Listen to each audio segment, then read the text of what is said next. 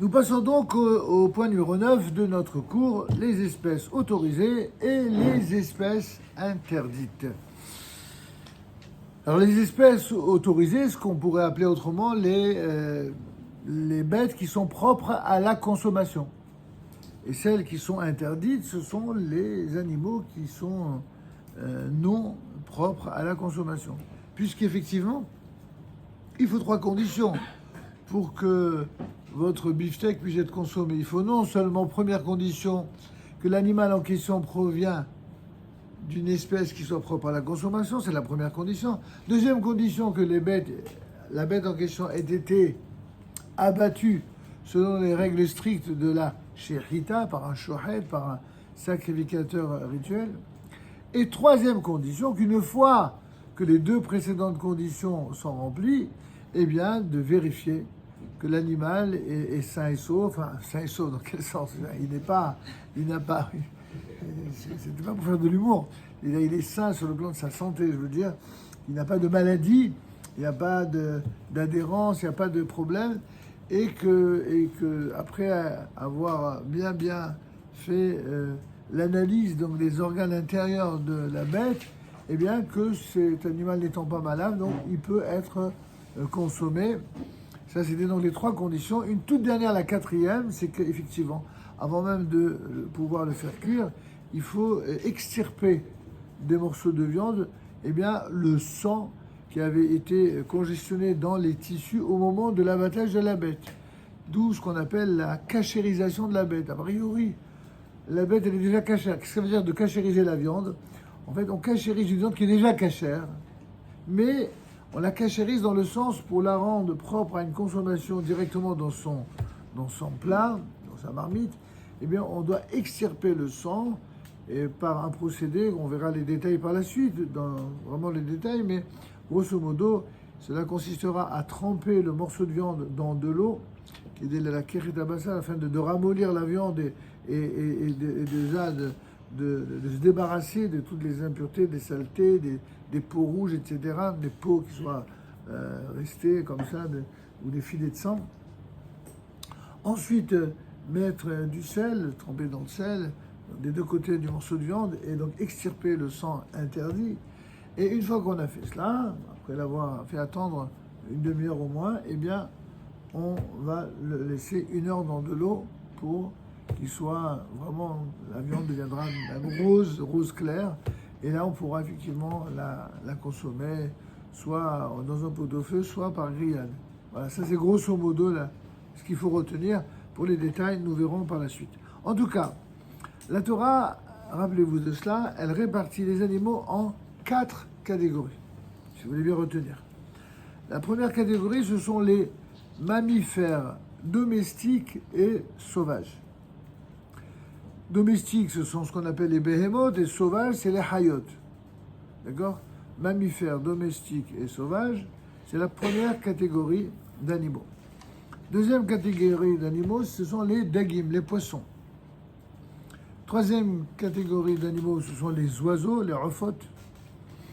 Et enfin, 4e catégorie, ce sont les reptiles et les insectes dont on a parlé précédemment, et parmi lesquels se trouvent même les sauterelles. On verra qu'elles jouissent d'un statut tout à fait singulier par rapport à toutes les autres espèces qui sont interdites.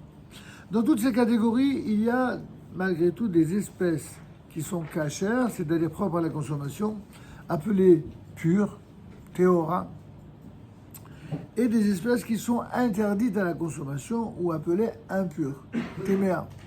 D'accord? Oui. Ça, c'est une autre histoire. Vous avez raison que les espèces impures, au tout début de la Torah, on les définit comme des espèces qui ne sont pas pures. Et là-bas, on en déduit, nous dit le Talmud, une autre règle pour dire qu'on doit toujours veiller à dire les choses d'une manière qui soit la plus belle qui soit. Mais bon, c'est la pureté du langage. En tout cas, nous revenons sur ces 4 catégories, si vous voulez bien. Premièrement, les mammifères domestiques et sauvages. Les espèces cachères présentent 2 signes par quoi se distinguent les herbivores, qui ne sont pas carnivores. Le premier, c'est que ces bêtes ruminent. Elles ruminent, vous savez ce que c'est que des ruminants, d'accord? C'est-à-dire qu'elles ont un appareil digestif particulier qui est destiné à la digestion des herbes. C'est le cas des vaches, des moutons, etc. Les vaches ne mangent pas de viande. Les moutons ne mangent pas de viande. Contrairement aux hommes, voyez-vous, ces bêtes qui sont propres à la consommation, elles, sont herbivores. Le deuxième, c'est qu'ils ont, le deuxième signe, c'est qu'ils ont le sabot fendu. Le sabot fendu, leur pied n'a point de griffes qui s'enfonceraient dans la proie, comme par exemple les rapaces. À la place, la patte, elle est divisée et revêtue d'un sabot. Les espèces pures connues sont le bœuf, le mouton, la chèvre, le cerf, le daim. D'accord? En revanche, la majorité des mammifères sont impurs. La plupart des autres sont impurs. Parmi eux, le porc, le cheval, l'âne, le chameau, le lapin, le lièvre, le chien, le lion, le tigre, l'ours et l'éléphant, pour ne citer que les plus connus. N'est-ce pas? Ça, c'est donc les fameux mammifères. Nous avons à présent les oiseaux.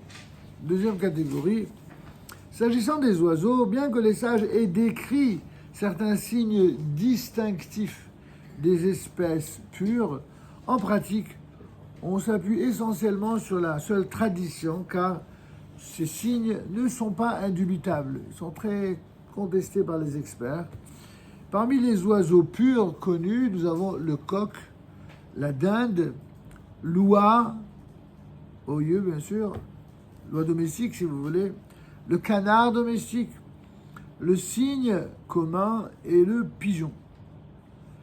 Parmi les oiseaux impurs, il y a l'aigle, l'épervier, l'autruche, le hibou, la cigogne et la huppe. Tout ça, ce sont des animaux que vous avez, en tout cas, que vous connaissez ou dont vous avez entendu parler de l'existence. Et ça, c'est d'une clarté absolue, claire. Maintenant, passons à la troisième catégorie, les poissons. Les signes distinctifs que doivent présenter les poissons pour être purs sont, bien entendu, vous le savez tous, les nageoires et les écailles. Les nageoires latérales aident le poisson à nager et à se diriger. Les écailles, quant à elles, sont un revêtement qui pousse sur la peau du poisson et lui servent de protection. Ces deux éléments sont essentiels et là aussi, il y aura, pour chacune des espèces dont on vient de vous parler, il y a des règles beaucoup plus précises et spécifiques. Là, on vous donne que les grandes notions les plus essentielles que vous devez retenir. Enfin, la quatrième catégorie de ces quatre espèces, ce sont les insectes. Comme nous l'avons vu, il est interdit de manger des insectes. On l'a vu en long et en large, que ce soit les insectes sous terre, dans la mer, sur terre, dans les airs, etc., rampants. Cependant, il existe une espèce d'insectes appelée les sauterelles. Les sauterelles font partie des insectes dont la caractéristique principale est de sauter sur le sol, d'où son nom sauterelle, et dont certaines sous-espèces sont pures. Elles sont autorisées à la consommation. Bon, je vous rassure, c'est pas chez le boucher Cachat que vous allez trouver les sauterelles. Je vous rassure tout de suite, vous n'allez pas trouver ça dans le boucher ou l'hyper du coin.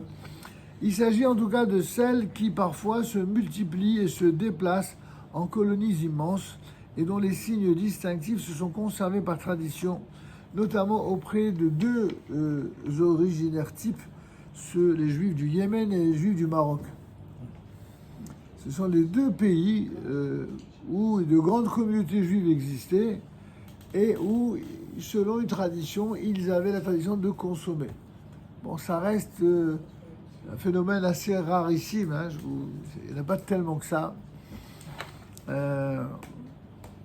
Voilà, sans commentaire, c'est juste remarque. Comment